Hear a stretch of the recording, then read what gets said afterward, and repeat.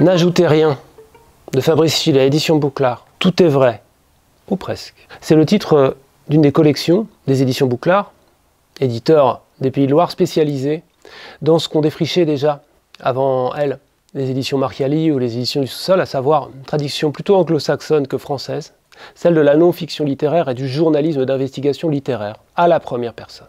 Tout est vrai dans ce livre, donc, et ce dès ce titre. Ce n'ajoutez rien, avec un R à l'infinitif, n'est pas une coquille, n'est pas un impératif, mais c'est un prélèvement des deux derniers mots d'un autre livre. Autre livre qui est, pour ainsi dire, le protagoniste principal de celui-ci.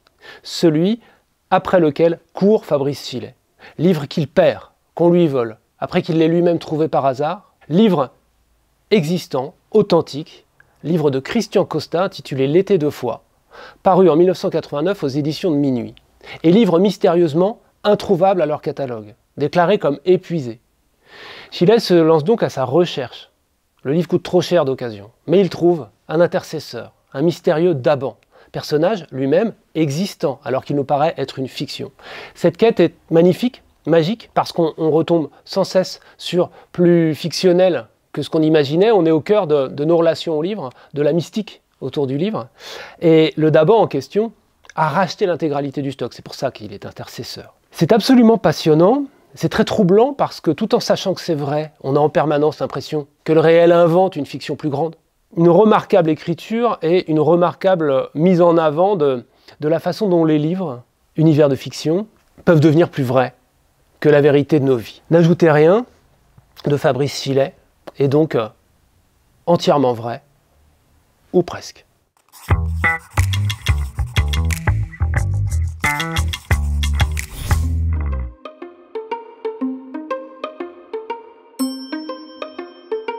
Plexiglas, Antoine Filias, édition Asphalte. Tout est là, ou presque. Le supermarché, le caddie. Tout est là, ou du moins tout Cholet.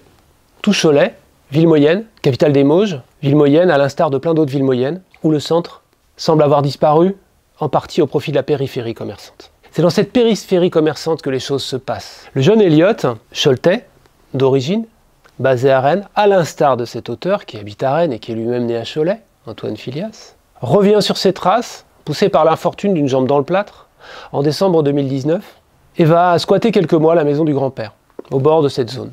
Les quelques mois se prolongent parce que nous sommes, vous l'avez entendu, en décembre 2019. Et ce que raconte magnifiquement ce livre, c'est l'année 2020. L'année 2020 pour les petites gens que nous sommes, beaucoup d'entre nous. L'année 2020 pour les caissières, pour les vigiles, pour les gens qui vivent autour de ce supermarché, au-delà de ce supermarché, de cette zone artisanale. Eliott lui-même va devoir, le temps se faisant, trouver des petits boulots, du complément, et travailler. Et donc quitter un petit peu sa superbe de jeune étudiant désinvolte pour entrer au contact de ses semblables à cet endroit-là. Et notamment de Lulu, caissière, investie dans le mouvement des Gilets jaunes, et entre eux va naître une très belle amitié. C'est un livre qui n'a l'air de rien, mais qui traite magnifiquement de cette colère sociale sourde, et surtout de cet ordinaire, si ordinaire et si important, des zones artisanales, de Cholet, et puis de nous toutes et nous tous. Tout est là. Plexiglas, Antoine Filias, édition Asphalte.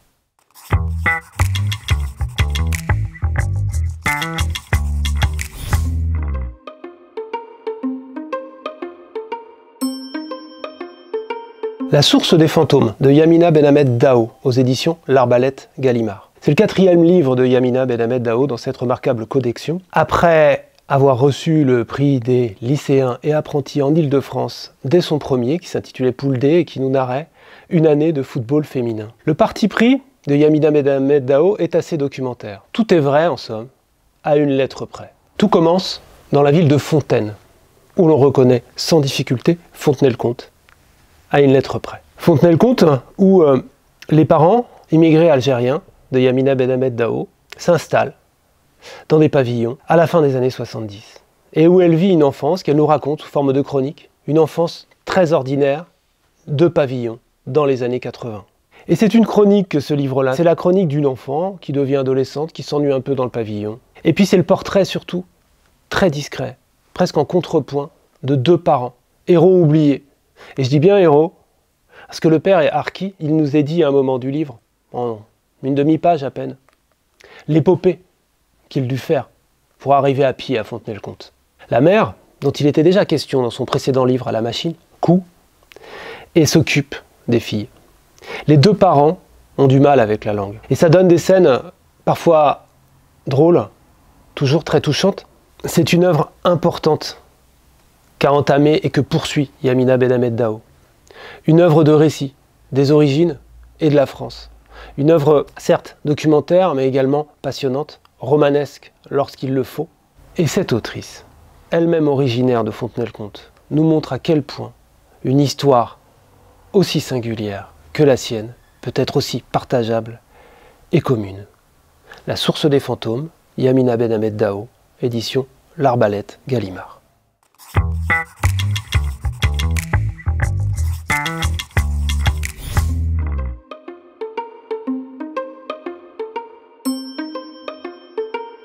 Ils sont tous morts, les uns après les autres, morts le père, la mère du père. La mère du père qui a clos le cycle, commencé le 29 janvier 1838, par le 29 janvier 1839. Une année de malheur, et c'est lui, un patient, qui a porté les corps, présenté les corps, vivants. Un patient vivant. Il ose ce geste, impatient, les bras étendus en croix, comme s'il se livrait. À quoi? Le ciel, le vent, ce quelque chose, le silence. Le bordel des nuages sur lui, la fraîcheur, mais du vivant, du bouillant dans le sang, chasser l'instant de détresse. Ce qui se franchit du dehors en dedans, vol d'oiseau. Peut-être qu'un patient ne sait pas mettre les mots sur ce qu'il ressent, sur les arbres et les oiseaux, mais il ressent tout ce qui l'entoure comme mille hommes, ce qui agit en lui, vivant. Mississippi, de Sophie G. Lucas, aux éditions La Contralée. L'autrice nantaise, Sophie G. Lucas, est une poétesse, bien connue, des Nantais et d'ailleurs. Elle a déjà publié une bonne dizaine de livres, et c'est son premier roman, que celui-ci, Mississippi. Chez cet éditeur auquel elle est fidèle et qui lui est fidèle, La Contralée, basée dans le nord de la France. Premier roman, après tant de livres, et qui n'est pas une fantaisie.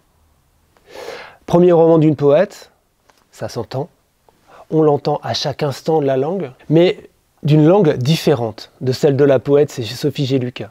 Même si, encore une fois, on y retrouve ce qui faisait le charme de ces livres de poésie.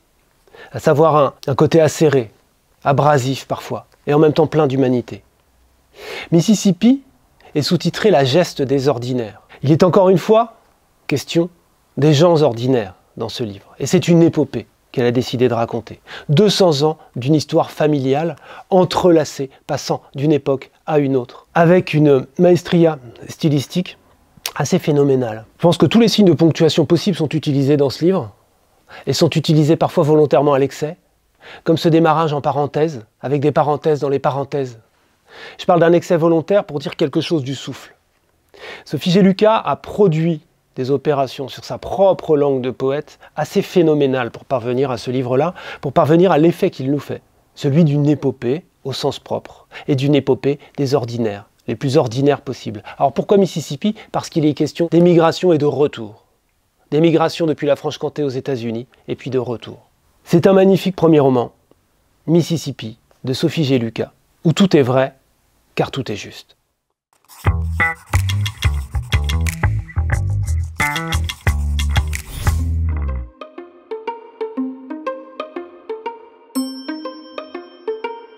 La Reverdie, de Louise Brouez, aux éditions La Mer Salée. Louise Brouez est permacultrice et écrivaine, les deux. Les deux pleinement. Les éditions La Mer Salée sont une maison d'édition écologiste et engagée qui publie des traités d'utopie pratique et qui publie des fictions. Ce livre est-il une fiction? Je ne pense pas. Ce n'est pas tout à fait un journal non plus.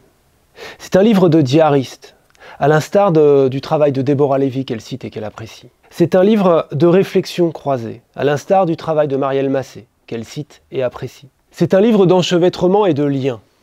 Ce sur quoi la Reverdie veut faire lien, par le biais de la couleur verte, plutôt que d'être un traité du vert, comme les pratiques Michel Pastoureau, qu'elle cite, c'est de relier entre elles les propres pratiques essentielles à la vie Louise Brouez, qui lui rendent l'amour possible et la vie désirable. Des pratiques d'écriture et de jardinage. Ce à quoi s'applique ce livre, c'est de nous aider à transformer les conflits en compost, ainsi qu'elle le cite, et je pourrais citer beaucoup d'autres extraits comme ça, de cette pensée virevoltante, croisée toujours, ramifiée, qui nous détaille quand même différents aspects de la couleur verte. Couleur verte qui, dit-elle, lui sauve la vie et la lui a sauvé plusieurs fois. La reverdie, c'est à la fois très intelligent, très humain, très touchant et très vif. De Louise Brouwez, aux éditions La Mer Salée.